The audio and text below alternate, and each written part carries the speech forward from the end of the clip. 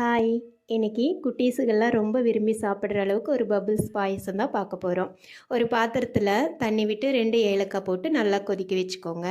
2 மணி நேரம் ஊற வச்ச ஜவ்வரிசியை சேர்த்து ஒரு 5 நிமிஷம் வேக வச்சுக்கலாம். இப்போது ஜவ்வரிசி எடுத்த அதே டம்ளரில் 1 டம்ளர் சர்க்கரை நான் எடுத்துக்கிறேன். உங்களுக்கு எந்தளவுக்கு இனிப்பு தேவையோ அந்தளவுக்கு சர்க்கரை சேர்த்துக்கோங்க. சர்க்கரை சேர்த்து நல்லா கலக்கி விடுங்க. நல்லா மெல்ட் ஆயிரும். சிம்மில் வச்சு கலக்கி விட்டுக்கோங்க.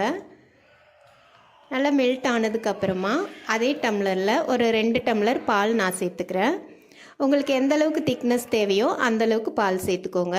ஆறி போயிடுச்சுன்னா நல்லா கெட்டியாயிரும். அதுக்கு தகுந்த மாதிரி நீங்கள் பால் சேர்த்துக்கோங்க. இந்த மாதிரி பொங்கி வர ஸ்டேஜில் ஆஃப் பண்ணிடலாம்.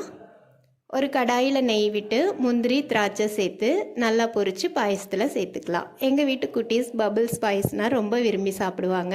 நீங்களும் ட்ரை பண்ணி பாருங்கள். இந்த வீடியோ பிடிச்சிருந்தா லைக் பண்ணுங்கள், ஷேர் பண்ணுங்கள், சப்ஸ்கிரைப் பண்ணுங்கள். தேங்க்யூ.